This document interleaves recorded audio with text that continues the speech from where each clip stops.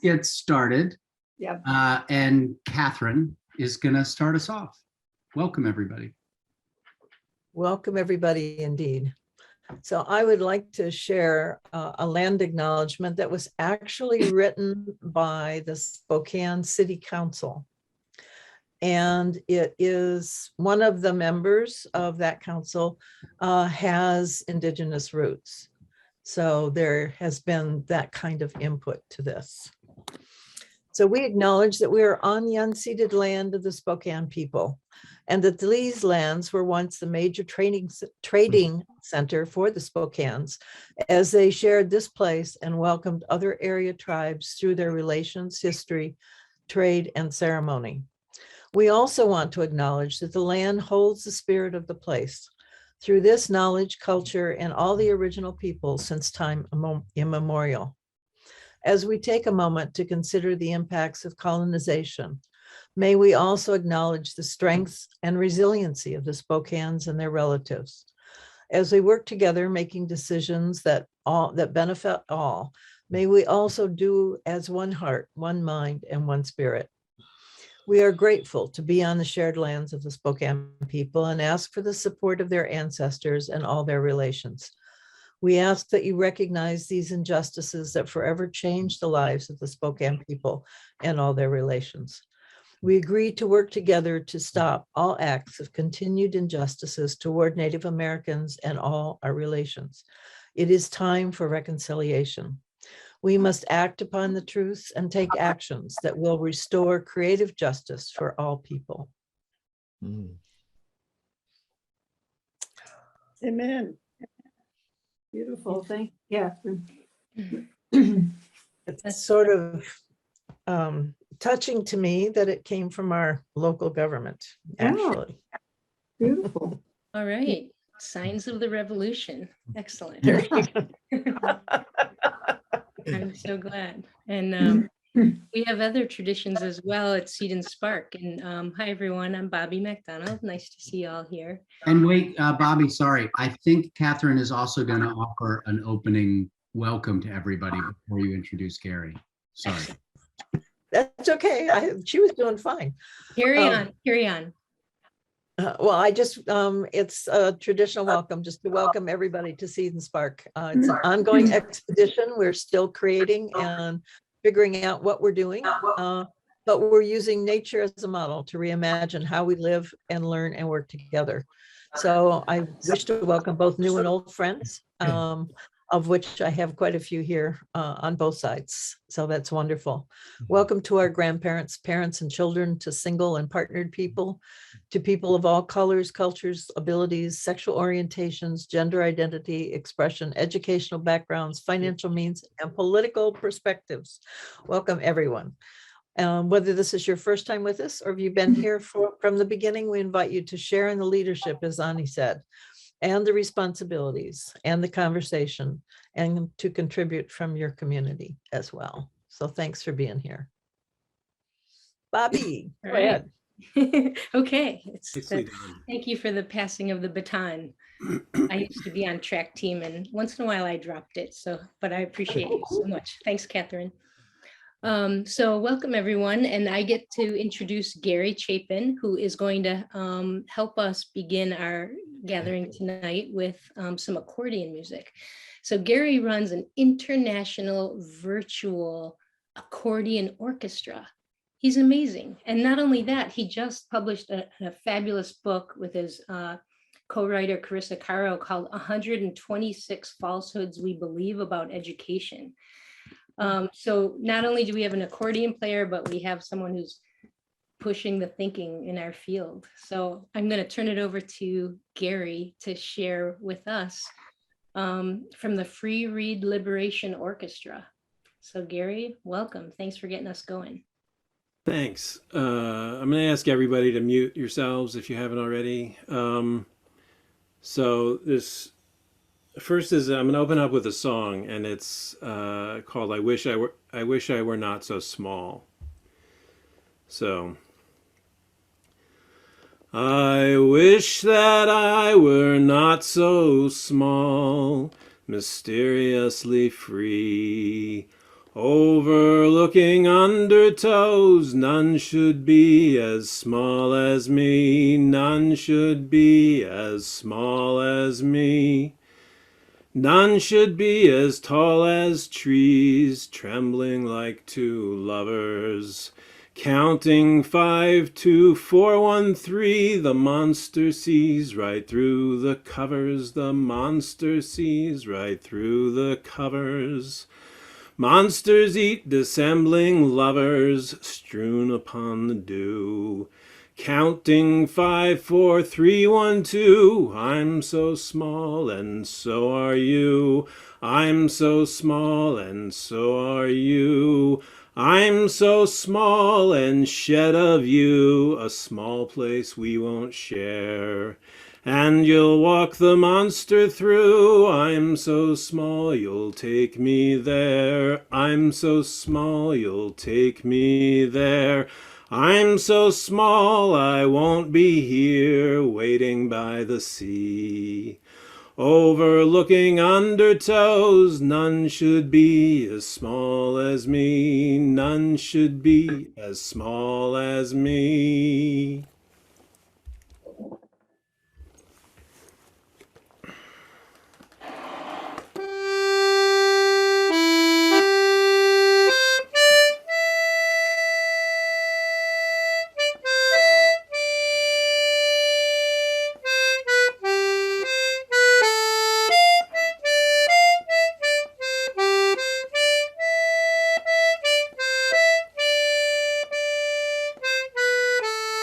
Carol?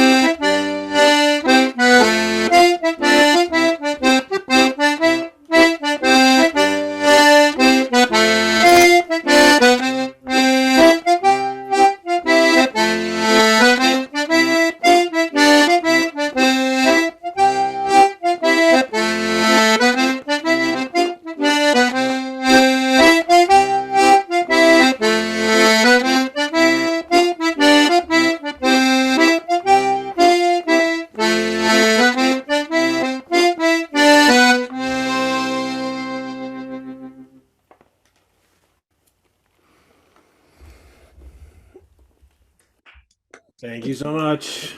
All right. I have gained a new respect for the accordion. Yeah, if you guys want to take yourselves off mute and give Gary a round of applause. Gary, Gary, I always feel fortunate to know you, but right now especially so. Mhm. The acapella was as impressive as the accordion. Oh, thank you. Mhm. Thank you. Yeah, yeah, felt like a Wow. lot of connections and I don't know, the beauty of it all. I was really thinking about that. So thanks for getting us started. That beautiful music. Thank you. Mhm. Mm. Yeah, so hi, Got me everybody. speechless. Yeah. Um, First of all, thank you for making the time to be here with and for one another. We're so excited to welcome Jeremy Lent into this space, particularly, as Bobby said, on a night where the music sparks lots of connections. This is a guy who makes connections.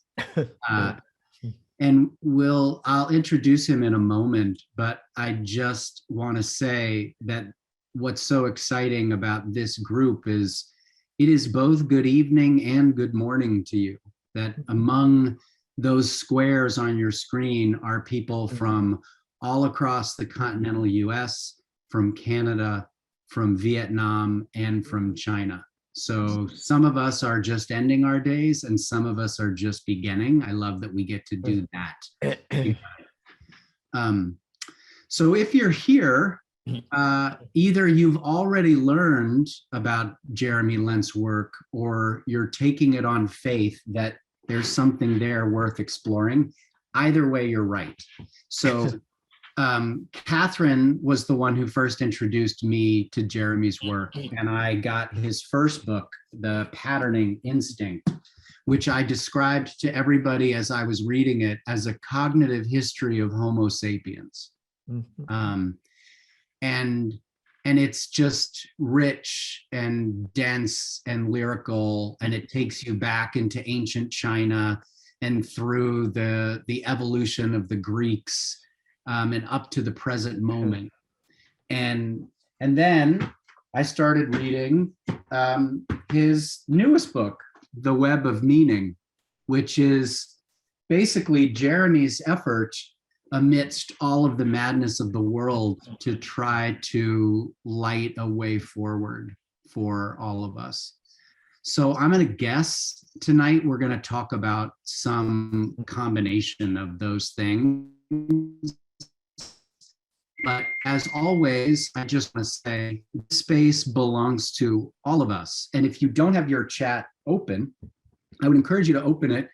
And I would encourage you to freely participate in like the dual channel experience of listening to the conversation, posing questions that you want asked in the conversation, sharing your own reflections or epiphanies as they occur. I think that's one of the ways that makes it really fun. I also want to say before I welcome Jeremy that a bit of a preview of what's coming, right? So if you're here for the first time, this is our night, people, Wednesdays. Wednesday nights is when good things are happening. Next Wednesday is going to be the first time where we actually dedicate space for the different boats that we're launching. If you're here for the first time, you'll see that sometimes there are nights like tonight where we come together to just learn a little bit more, make connections, and think more deeply about the work that we have to do. But we also want to actually make some stuff and put it into the world. So we're in the midst of designing a deck of cards that will teach people about living systems. There's a group that's trying to design a whole pedagogy based on these principles. We are now about to be able to invite you into the thinking of an emergent road show that will begin this spring and will no doubt need to involve Gary's accordion play at various stops along the way. The only other thing I'll say now, there's another, we just got a new schedule. If you haven't been reading the Hunter-Gatherer's Guide to the 21st Century, that's written by a husband and wife team of evolutionary biologists, Heather Heying and Brett Weinstein. They're going to be here in early December.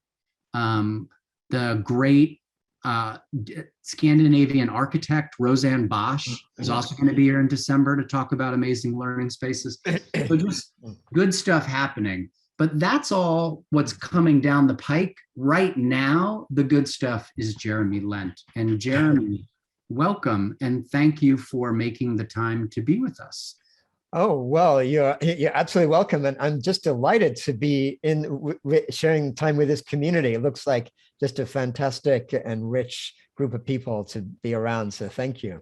You're welcome. And it is a fun group. And so, you know, I have thoughts prepared to facilitate this conversation all the way through. And usually I only get one question and then other people take it over from there. So I'm gonna start us off with, I feel like, the most important question that we're all asking ourselves and that you are actively trying to answer. So Jeremy, what the fuck is happening right now?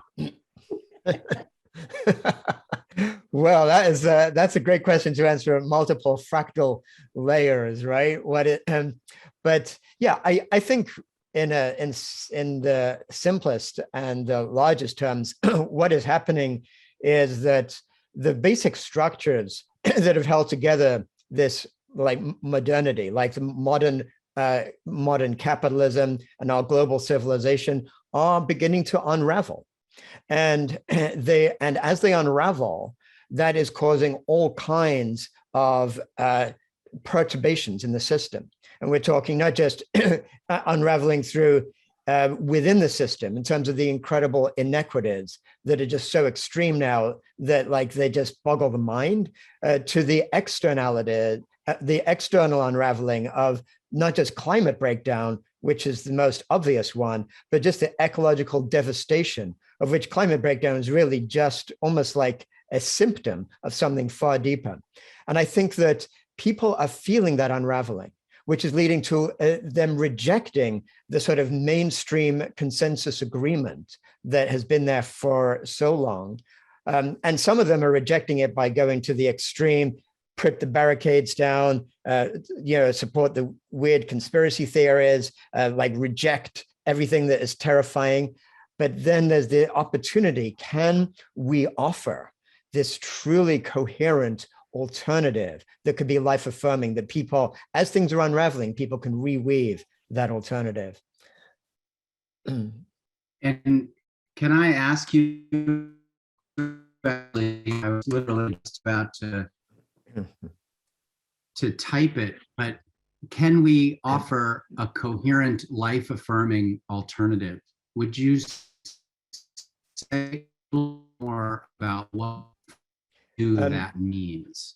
Yes, I think we absolutely can. And let me just say, by the way, just as a technical thing, I'm hearing, other people might be hearing, you were breaking up a little bit. So just wanted to give you the heads up on that. We were getting you, but it was a little bit in that sort of Zoom fragmentary kind of way. So, yes, this is what gets me so excited. Is that there is this alternative story. And it's an alternative story that is being told and is being woven essentially by not just one group of people saying, yeah, we've got the answer, but by millions of different groups all around the world. And it's a story of coming from an alternative worldview of connectedness. And what I'm trying to do in my own writing is not put myself up as somebody who I've got the answer, I got the light or whatever, but almost the opposite, like kind of weaving together all of the different insights that are already there. And I think that what I feel is the potential for the transformation that we need is a combination of not just all of the different groups working in their communities, working in their specific disciplines, working to transform one particular thing. That is essential. And at the same time, people here are obviously very aware of how complex systems work.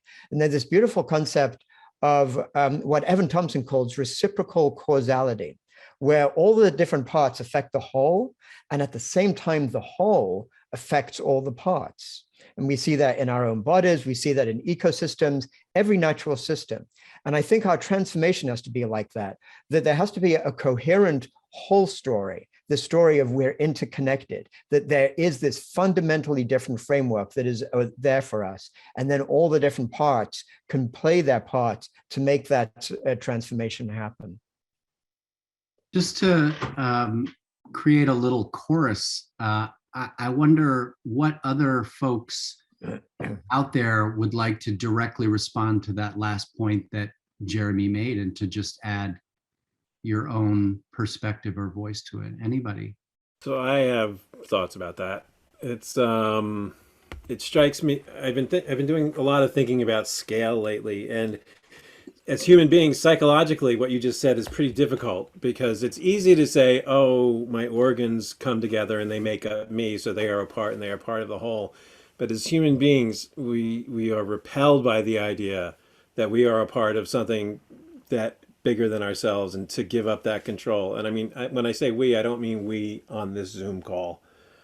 I mean, it's a very hard transition to make where we aren't the most important unit.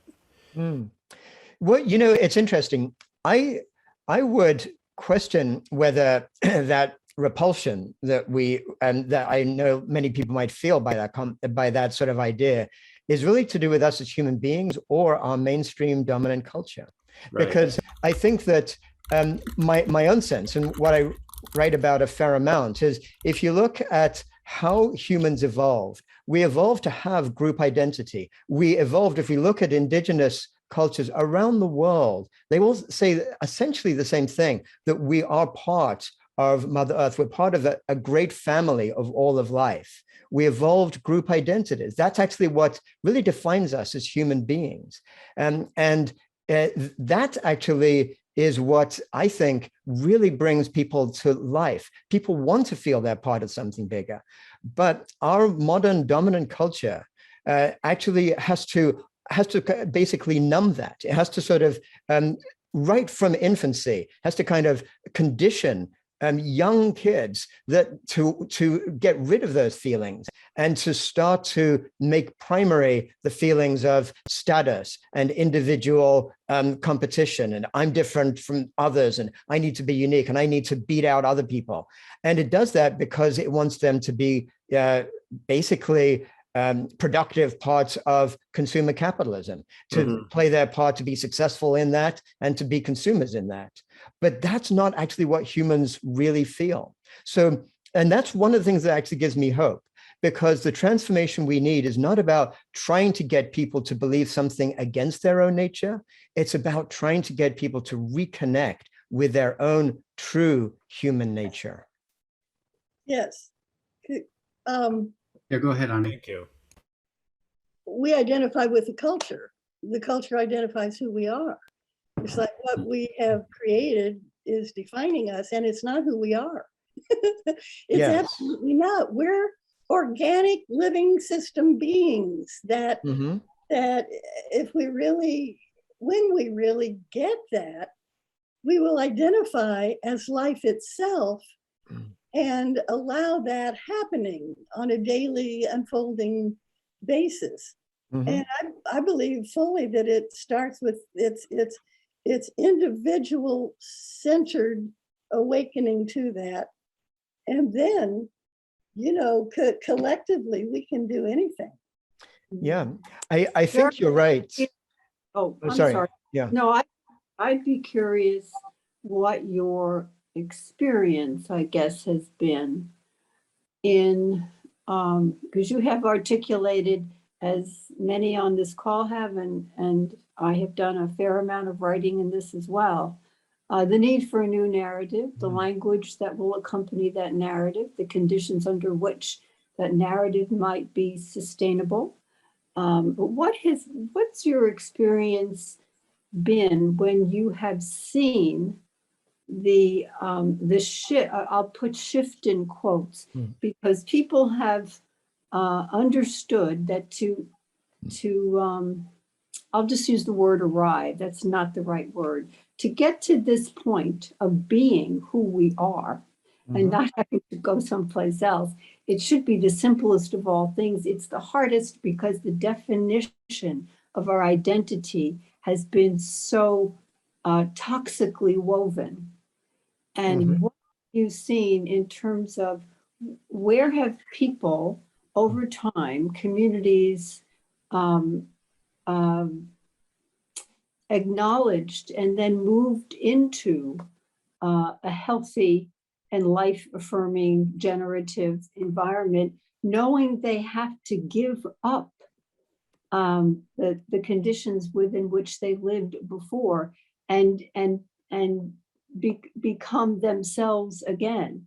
It will seem like a new identity, but it's not a new identity. It is the authentic identity. Where have you seen evidence of this? I think we see evidence of it more in sporadic choices and actions people take than in any large-scale society. I don't think we've seen anywhere a society that has successfully removed itself from this exploitative capitalist system and then gone on to be successful. And I think that there are some things we can learn from what we have seen, like something like the kibbutz history in Israel was fascinating. Like for decades, you had people actually saying, let's intentionally live a different system. And that was very successful. And they've tried to be very radical with things like moving away from, just family parenting towards more communal parenting, things like that. And then we saw that system get sucked back into the capitalist sort of overall context, so that now that kind of socialist Zionism is pretty much gone. And we've seen countries that have tried to choose to step outside of that system, and then the whole global system comes right down on top of them. And if not just militarily, then economically or through subtle measures, which end up being even more powerful than military bombs or whatever. So I think that, and I'm curious if anyone wants to share any examples that they have seen of that happening successfully. We see, like, small intentional communities of people recognizing what's wrong and setting themselves up apart, which is great.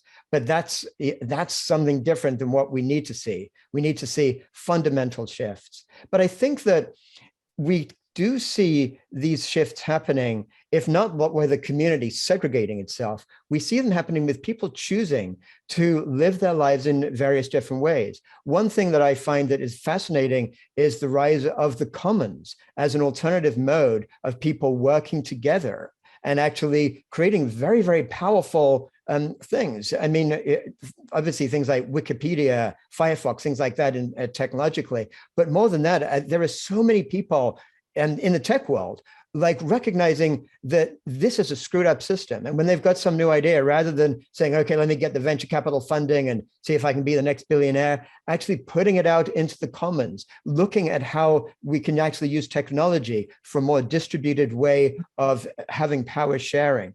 I think a lot of people are getting that. And I think that the way that we need to do it is not by either trying to segregate, creating something separate, or saying we need to give something up, and making it this kind of zero-sum game, but actually looking at how we can basically kind of reweave the fabric of our society from within. Yeah, that was the Right. that was very much the spirit of Seed and Spark, and that's, you can buy a copy of the book if you want to, and it's beautiful and it's different to hold it, but anybody can have the digital version for free, because the goal is to seed and to spark, right? The model is one of abundance. Catherine, I believe you have a question. Yeah, I think we're seeing a lot of that experimentation in business, actually. I know there's a lot of, D Hawk certainly did his little bit with MasterCard and Visa, and that has spun off into other things, sociocracy, holarchy. I'm not saying it right, but there have been actual real experiments with real businesses about how to distribute power, because I think that's one of the key things. If we're all connected and we all have the same intent, then we all have to have a voice. And that really begins to distribute power. And that's so unfamiliar to most of us. I mean, we've just not experienced that in our own lives.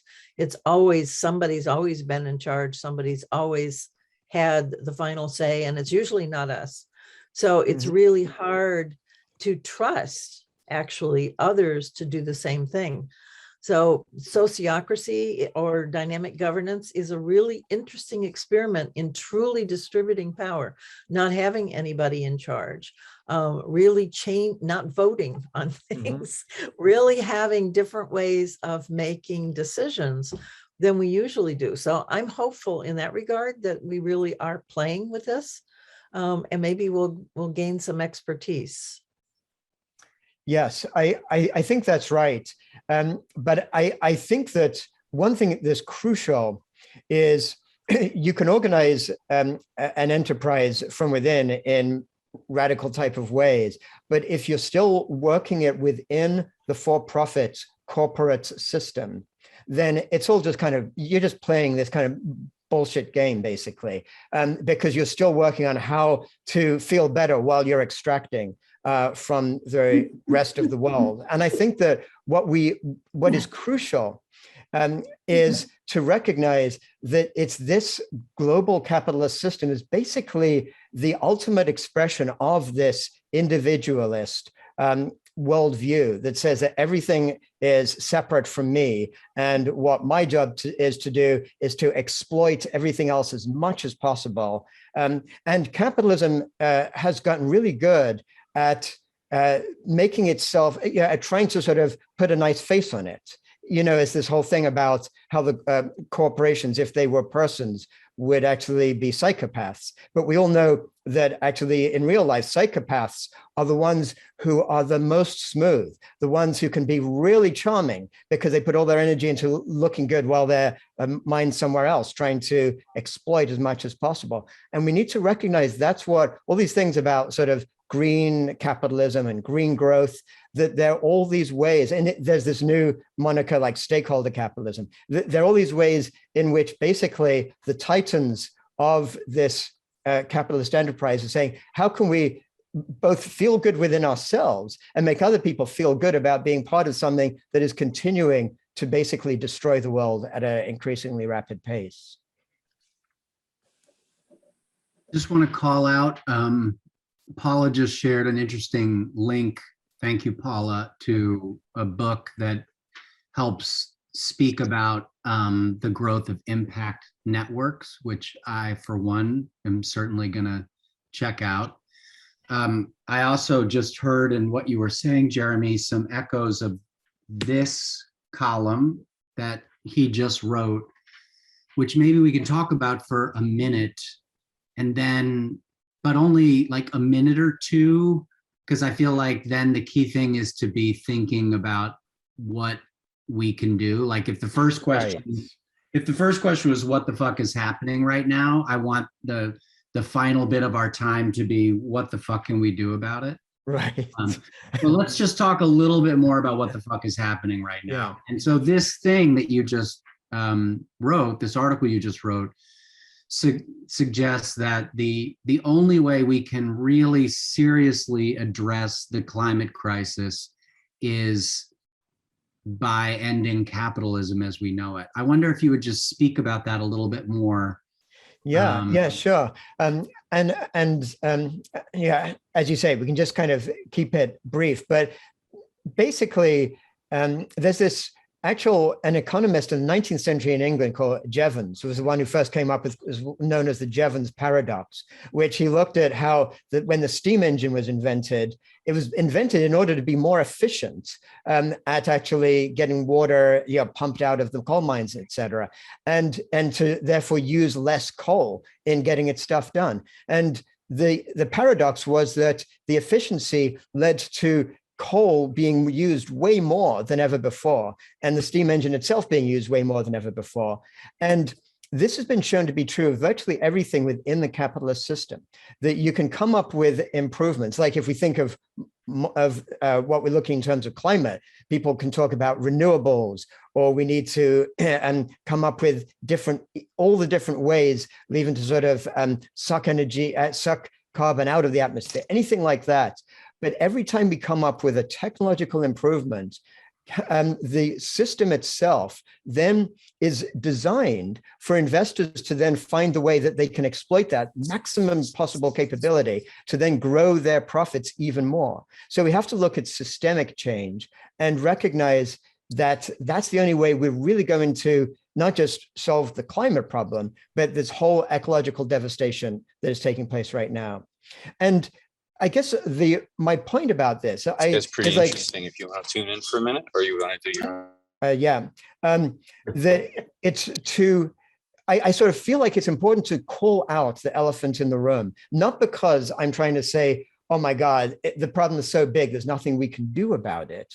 But quite the opposite, to recognize the scope of the problem so we don't fool ourselves into believing in incremental solutions, but at the same time, so we can then focus more global discussion, more attention on what are the systemic changes that are actually required.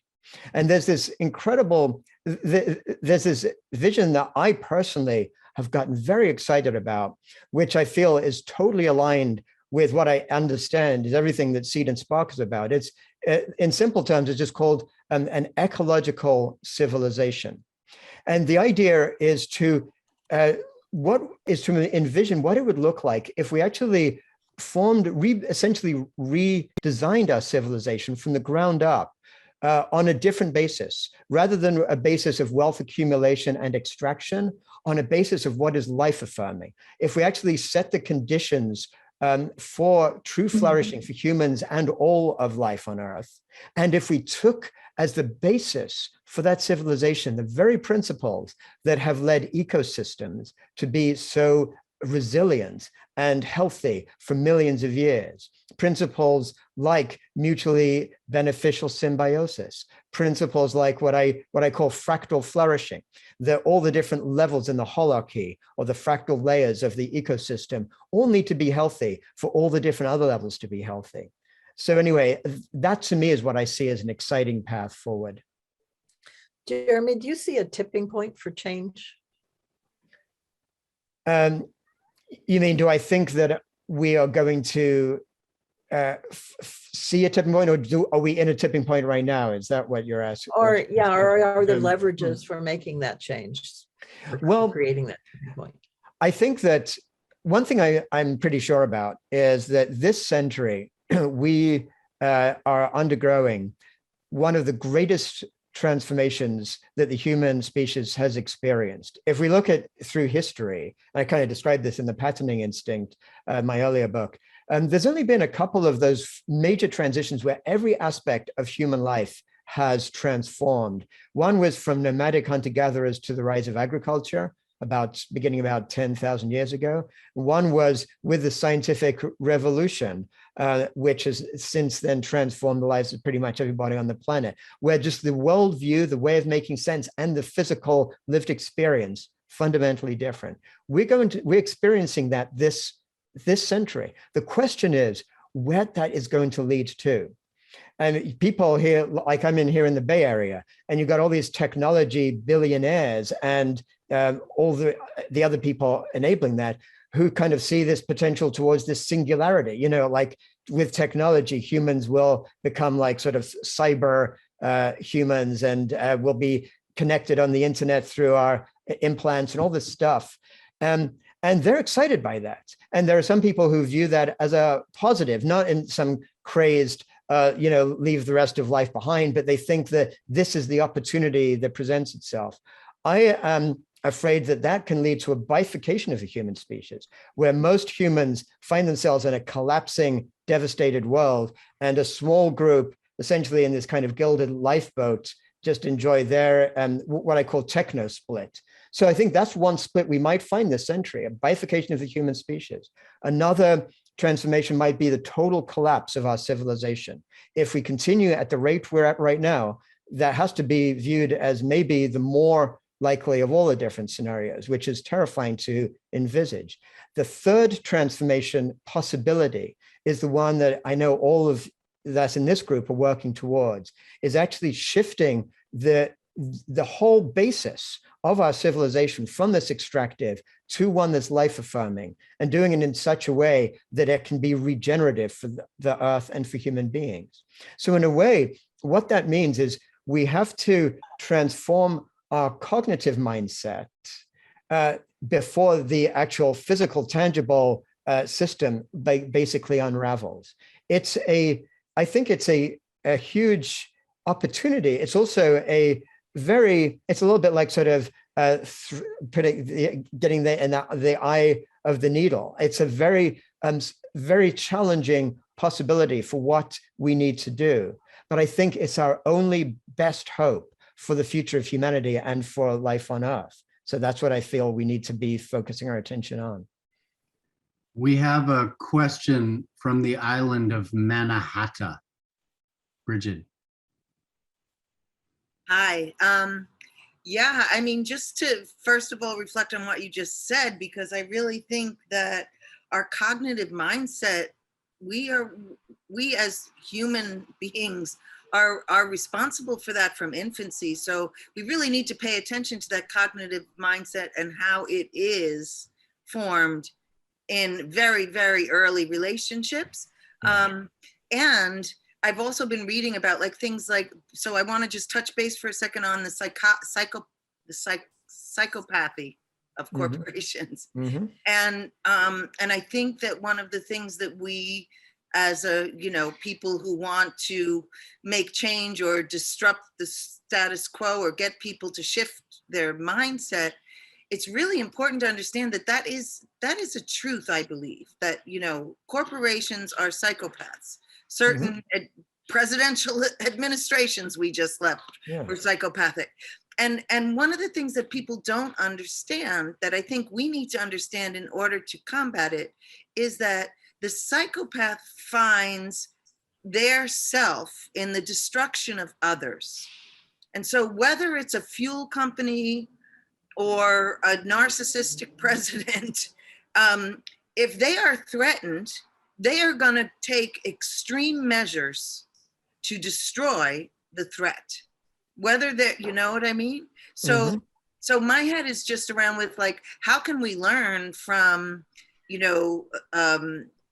psychiatrists who teach people how to live with a narcissist in order to use those skills or ways of responding, because there's certain, you can't hold a narcissist accountable, right? They fight back and they turn it on you and make you the problem, which is what, corporate America does, et cetera, et cetera. And in terms of infancy and things, it's already been proven that having a child shamed for being wrong, giving even as simple as a timeout, will, in a young child, because they don't understand what that's about, will hardwire their brain to develop narcissistic behavior as a self-preservation. Right. So we really have to think about from the very beginning what we're doing in order to, because we're raising human beings who think climbing the corporate ladder and that power and that all of that is the way to be a successful human. So so I guess I'm just like, trying to toss out there that we really need to look at psychopathy and how to defeat it in order to make, steps on a positive way in this journey. And I wonder what you think about that. Yeah, I hear what you're saying, Bridget. I think that's very profound insight. And I think that where I see some hope is in the recognition that corporations, even though we're told legally they're persons and they've got all these powers that they shouldn't have in the United States and other places, actually they're not flesh and blood persons. And, if we think of a psychopath, a flesh and blood psychopath, we know that this is really challenging because you need the deepest psychiatric intervention and because it's kind of become so hardwired in that person, I don't know if there's any interventions that are known to be successful in actually changing a psychopath from, to really become somebody who does have those emotions, etc. But here's what's possible with corporations. They're actually not. We can do that deep psychology work with corporations by looking at their charters. And I mean, right now, what's going on, and the thing to remember is that most people in corporations are not psychopaths. It is true that that there is a higher proportion of psychopaths in the C ranks of big corporations than in the population as a whole. That's actually been shown to be true. That's a little scary. But for the most part, people work in corporations, they want to feel good about what they're doing. They care about their family. They don't want to feel that they are part of destroying the world. And corporations, we can do this deep work with them quite simply, actually, by simply passing a global law. I mean, I say it's simple. I'm not saying it's easy to do in our current situation, but it's the political will with that is totally doable, to make it so that any corporation above a certain size, in order to maintain its charter, has to have a triple bottom line, not just profits, but also people and planet. And that can be scoffed at a little bit nowadays because there's this triple bottom line, like B Corporation type stuff, which has had no impact basically on the world as a whole. But that's because it's voluntary. And so no corporation actually chooses it. And if they do choose, they can just play games with the rules anyway. But imagine if charters had to be renewed every few years, and there was actually a sortition chosen panel of people, including consumers, people who lived in the areas where those corporations actually had plants, people who lived in places which extracted material for that corporation, groups of people who had to determine if those triple bottom line was actually being met. And if they believed it wasn't being met, the company would lose its charter. All of a sudden, you're shifting the whole deep culture from the outset. And then what happens, I actually spent years of my life in corporate America. I actually started a company and took it public, which is why I have a real visceral sense of how the thinking works in those areas. And what I can tell you is that every one of those senior executives who publicly says something about, yeah, we want to be a good company and we want to do better, we want to get to net zero by 2030, we want to be really dressed, all that stuff, they'll say that publicly. They'll get home and their mind will go directly into, what am I going to do for my next quarter earnings? That conference call where those shareholders are going to be asking why I'm not growing at 3% rather than that's what they're really thinking about, because that's what their own compensation, their status is based on. But if their charter itself is based on doing these things, that's what they'd be worrying about at night rather than how to beat their quarterly earnings. And yes, and Jeremy, and that's exactly the point, because we can hold corporations accountable.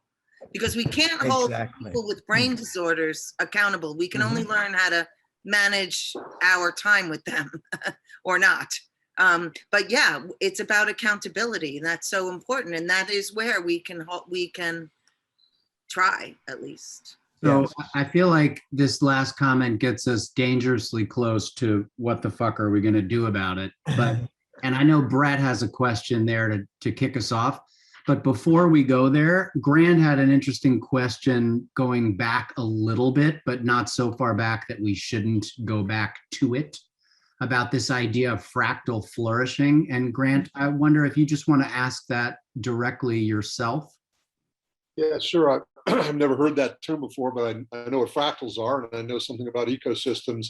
And so I guess my question is, does fractal flourishing ever work in the presence of, the way I termed it in the question, a quote unquote virus that's as virulent as the human species? What does that look like? How do you get to a point of fractal flourishing and that kind of balance from where we are today with 7 or 8 or 9 billion people on the planet, and with all the curves accelerating in the wrong direction from a fractally flourishing ecosystem point of view. What is if your brain is a Monte Carlo system, you put all that in, what's the probability that we come out the other end and allow and have fractal flourishing occur without an incredible die-off of the species that is causing the degradation? No, I hear what you're saying. And what I'd like to do is just slightly reframe some of the sort of frames that you were putting that question in a little bit. One is that I wouldn't say it's the human species is the virus or whatever you want to call it, but it's this growth-based extractive system that's developed in the world really since the scientific revolution.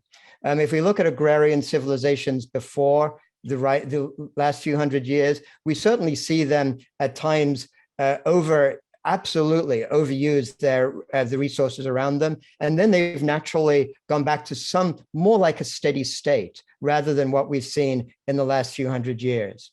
And what I would also suggest, because I think it's a helpful reframing, instead of thinking of this modern manifestation of our human species in this modern world as a virus, I kind of think of it more like as a cancer, honestly, because it's, and again, this is not saying the human species is the cancer. It's saying that capitalism is the cancer, which then acts in this way. But what the point about a cancer is that it stops recognizing that it is related to the other cells around it. It essentially gets its programming wrong. And it starts to just want to grow itself and sees what it's actually part of as being only this thing to exploit, to eat, as something separate from itself.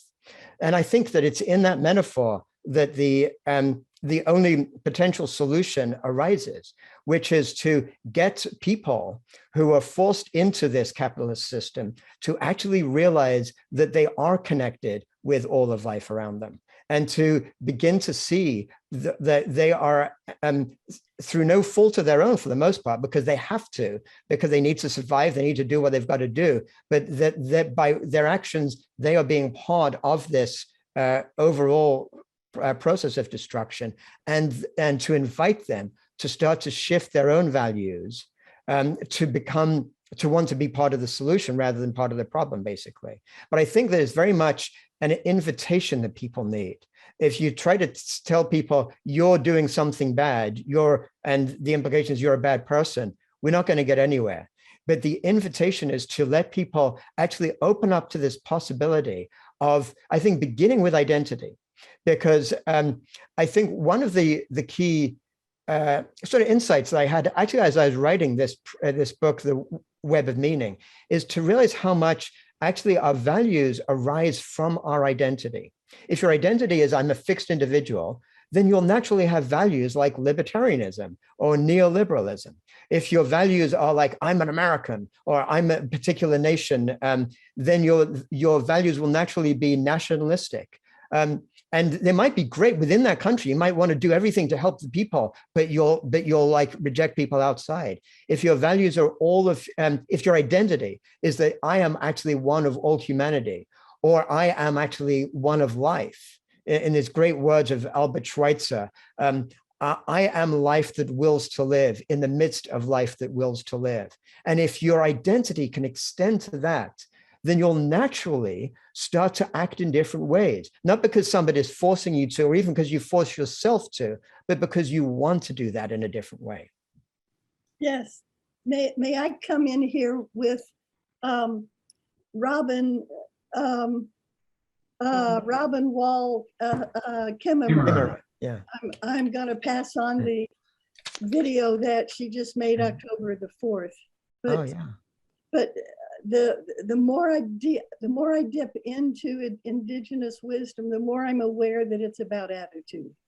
Mm-hmm. It's about my own attitude and my values. And she says, we need traditional ecological knowledge, which is based on the recognition that humans are not atop the pyramid of life, but are members in a circle in a democracy of species governed by laws of interdependence.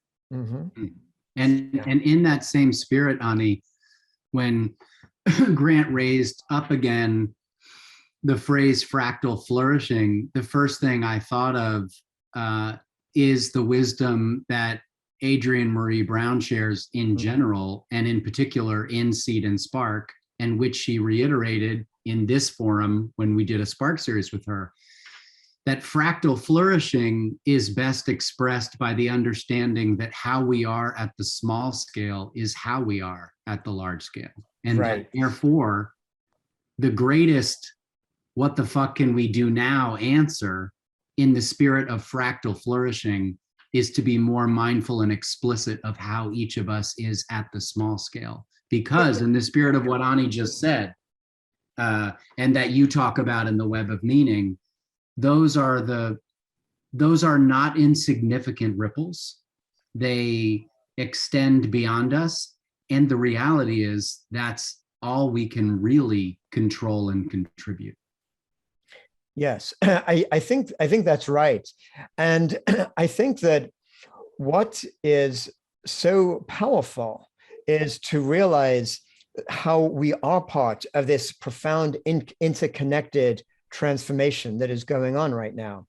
And so I think, yeah, it's crucial to see what we're doing as being part of something much bigger, which helps us to not feel this sense of overwhelm. Like none of us are individually are going to change the world, and we won't see also the differences that we do make, because that whole notion. Once we realize we're part of this complex, nonlinear, interconnected web, we're only aware of one like layer of ripple of when I do something or say something, somebody else picks that up. I might be aware of that, but then that passes on to something else, to something else. We don't know which ripples then become waves, which then become tidal waves, which is why I feel it's so important in the work that all of us are doing to look around at the work others are doing around us and to ask always, how can I amplify the transformative, life-affirming work that others are doing too? Because it's only through, if you think of this notion that like it's called Metcalfe's law about the power of networks, which is that it's a function of the square of the number of connections. So it's really powerful. We realize, wow, the connections are so important. But that's only the case when the energy is at least passed on or amplified through that connection. And then the power of the network can be even more exponentially powerful. So it's like all the different work we're doing, looking at how we can amplify the work of others around us is so crucial to enable that transformation to take place. So in that spirit, I think, and first of all, I just want to say it's 9 o'clock. Can we go 10 more minutes, 15 tops? Does that feel good? Yeah, I can do that. All right. So Brett, what you got? You obviously fixed your audio, or maybe you didn't. Yeah, I fixed the audio. I got the microphone. Yes, as before, it was actually not me that had the question. Maureen has a question again. So go ahead, Maureen. Okay, so Jeremy, my name's Maureen. I grew up in rural Kentucky on an off-the-grid farm where Sunday nights were, composting toilets, solar panels, all that. But also Sunday nights community meeting was about like whether we should buy another solar panel to power the shared fridge, right? Like whether we needed another fridge or washer and dryer. And the guy down the street got all the solar panels to air condition his house and do all this stuff, rotated with the sun. And our community was this community of like living as close as possible to the community. So that was my growing up, and that was where I came from. And now I am a district leader in a school system. And I always kind of ask the same version of this question that I have. And so what I'll say is it was really helpful at the beginning of your talk when you're— This is our own little fractal within the expedition is— Okay, sure. Yeah. Maureen's eternal question. Maureen's eternal question. Okay, so Jeremy, the weaving metaphor was very helpful. And my version of this question is I'm basically seeking like where the foothold is, current place I'm in professionally, like what plays like on a daily basis can I make to create the tidal wave or whatever that you're talking about, within myself, within my school community, with my kids, my parents, my teachers, but also with the district leaders. Okay, so the first original question was just that, like if I'm watching a weaving coming apart under our feet, right, what parts of that am I pulling up to twist it into a new woven masterpiece? And then you move to like tearing down the corporate whatever model.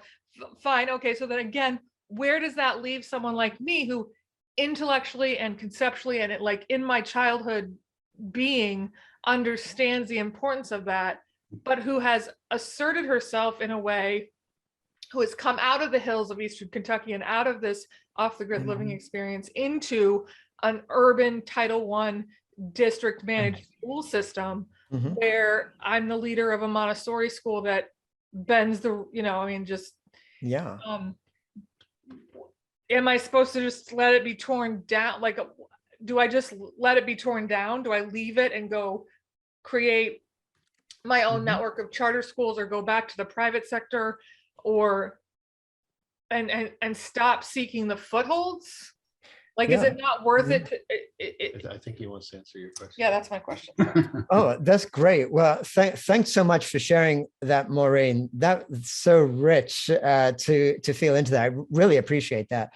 And so it feels like there are two very specific questions, at least the way I picked it up, which is one just relating to the footholds in general, like for all of us are doing, engaged in the world each day, oftentimes in professions or in areas that feel like they're numbing and destructive but we've got to try to make that difference.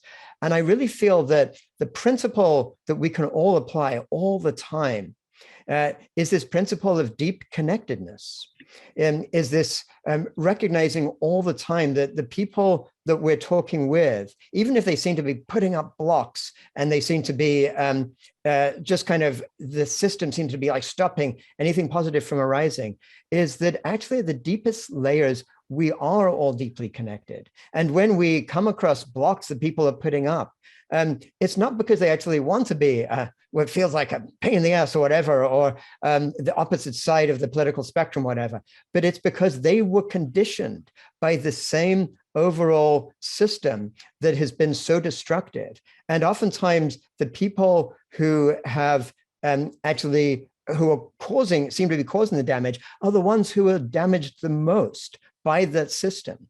And so I feel that I think within ourselves, in our own practice, and then in relating to others, to me, the primary value, the primary principle is one of kindness, is actually kindness, meaning actually from that Anglo-Saxon etymology of kindness, is recognizing a kin, actually acting to people as if they're kin.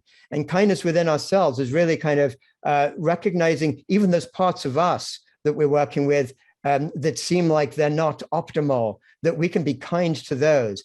And similarly, when we're relating to others, kindness doesn't mean just allowing people to step all over us, or allowing the people who are doing the destructive thing to have the upper hand, but it means trying to reach them in a compassionate place, to reach into their humanity and to find the solutions that they can actually touch into, because it's something deep within them feels like it comes alive in what they're talking about. Because otherwise, even if we beat somebody out and they just feel resentful and lost, that's a Pyrrhic victory. That's not going to help us towards this transformation we need of deep connectedness. So that's just as an overall principle I feel is so key there. And by the way, there's this great concept of revolutionary love. The Rabbi Michael Lerner, the activist rabbi, actually here in Berkeley, wrote this book, which really gets at that notion of like love that is actually revolutionary, that doesn't allow the bad stuff to happen, but does it with this passion for recognizing we're all connected. And I do feel, and the sort of similar principles can apply to what you're saying. I'm certainly not saying that everyone should just leave whatever job they're doing if it happens to be in something that's for profit. We're not going to get where we need to go by just saying it's got to be either or.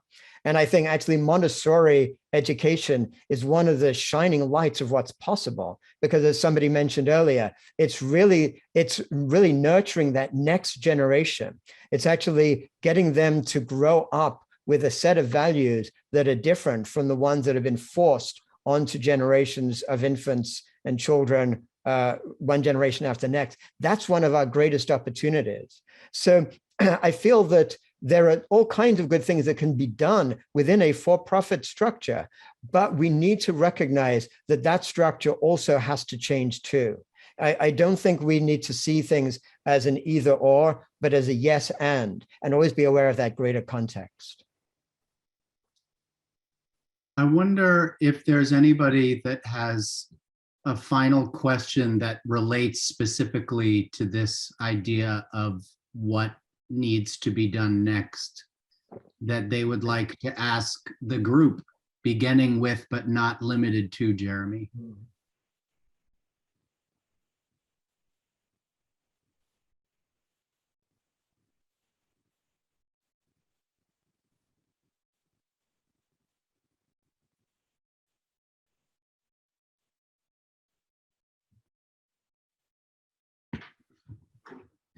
So Jeremy, with all this that you've shared with us this evening, and the conversation's been really rich, I'd love to maybe finish with, if you imagine that positive outcome, you sort of painted 3 different possibilities and so on. What would be sort of initial artifacts of that positive trend that you hope to see in the next few years? Yeah, what a great question. Yeah, thanks for asking that.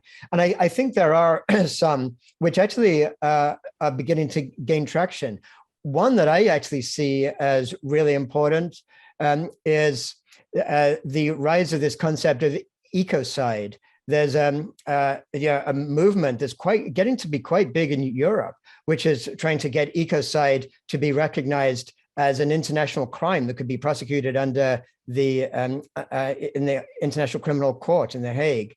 And governments in Europe are beginning to seriously look at this as an idea and get behind drafting up legal terminology around it. To me, that's one of these, like you can think of as third horizon kind of transformations, something that actually shifts the very ways in which the system works, where imagine if a corporate executive had to worry not about just whether his shareholders are going to be happy with his next quarter, but if he might actually get arrested and hauled off to The Hague to be tried as a criminal for what his company has done, as opposed to what's happening right now with like Stephen Dunziger, who has been, basically imprisoned in New York for succeeding in getting Chevron to actually be found guilty for what they've done. So that's one idea of traction. A second one, very different domain, is the idea of universal basic income. This is something I think is an integral part of an ecological civilization, of a transformed civilization, recognizing that the vast wealth that is in the world right now, the vast majority of it, like 99.something%, doesn't belong to one person or one brilliant entrepreneur. It belongs to all of humanity. It's what has been developed over millennia, and certainly the last few decades and hundreds of years, by so many people. And once we recognize that this wealth is actually a commonwealth, yes, then we can think of a universal basic income not as kind of either sort of something that's given like charity to people that they don't deserve, but actually something that every human being, by virtue of being born into this earth right now, has a right to their fair share of that commonwealth. These are some of the sort of core ideas that are actually beginning to take traction, which I feel can lead to that third horizon. So thank you so much. That was great and helpful. We're all gonna get to thank Jeremy. Maybe with just a 2-minute close, we can thank each other, Quaker style, with a final word or clause that tells the rest of us just where you're at and what you're taking with you. And I mean, short. I would say it is a commonwealth. This is what I always tell Maureen. Don't be like those men who live at the bottom of the ocean and they walk around with cups at the bottom of the ocean saying, please, please give me some water. You know, they're surrounded by water, but they don't know it. And they're just asking for water. So everybody, it's yours, you know, take what's yours is what I would say. Yeah. Can't drink salt water. Oh, Sorry. please give Okay. me some water. I think about this phrase that often comes up, which is when somebody wants to borrow something, I find a lot of people now say, may I steal that? Young people say, can I steal that? In the spirit of mind and heart shift, I guess I would say, if each of us every day, no matter what we did, if we imagined that there was a child with us watching and listening, how might we be different?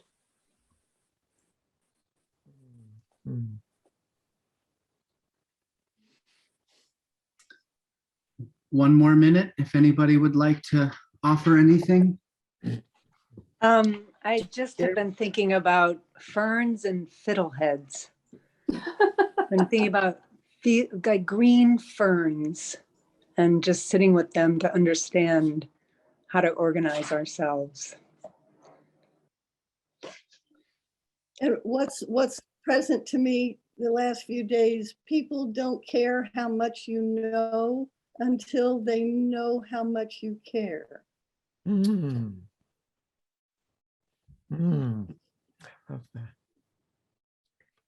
Jeremy's course is in the chat for anybody who's interested. Yeah, actually, Jeremy, do you just want to say something briefly about that before we close? Sure. Yeah, thanks. So I'll try to keep it to just 1 minute. So starting November 2nd is I'm offering a 6-week course on the themes of this recent book, The Web of Meaning. And each of the 6 weeks will look at some of the fundamental questions humans ask themselves, like who am I? Where am I? What am I? How should I live? Why am I? Whatever. And look at how our modern dominant worldview gives us answers that are not just dangerous, driving us to destruction, but plain wrong. And how modern science has points the way to what indigenous wisdom and Buddhism and Taoism and other traditions have been telling us for millennia, this place of deep interconnectedness and exploring what that actually means from each of these fundamental questions. So kind of, it's going to be this great opportunity for people to do the exploration together with presentations by me, but also different breakout groups and group conversations and Sutra, like an app for people to stay connected during the weeks. So anybody who wants to join, the link is there, and there's also a scholarship, so there's no financial barrier for anybody who'd like to take part in it. And if anybody wants a little more of a preview than the last 75 minutes have provided for the type of thinking that's in that book, this was on the last page of what I was reading in the Web of Meaning today. So Jeremy's words. By virtue of our birth into this world, each of us is a constituent part of the holarchy of life, the boundless ocean of Lee ripples that rolls through all things. We contain innumerable complex natural attractors within us while we play our role, consciously or otherwise, in the larger natural attractors of social networks, economic systems, and communities of shared ideas and values in which we are integrally embedded. So in that spirit, please join me in thanking Jeremy Lent for his work and his light and his company. Thank you, Jeremy. Thanks so much. Thank you. Gratitude. Thank you. Bless you. Yeah. And thank you. You're just a beautiful, fantastic community. I just feel so honored to be connected with you. Thank you. So right back in this space, next week is our first time to actually fractally flourish and spend some time working on some of the different things that we're thinking about. 2 weeks from tonight is when we actually get to prototype our deck of cards and play with them together and see how they work. And then 3 weeks from tonight is when we have the opening Kairos of November, which is when we just get to kind of come together, reconnect, share stories. So when in doubt, Wednesday at 8 o'clock. And until then, thank you everybody for making the time. Ferns and fiddleheads in all of our lives.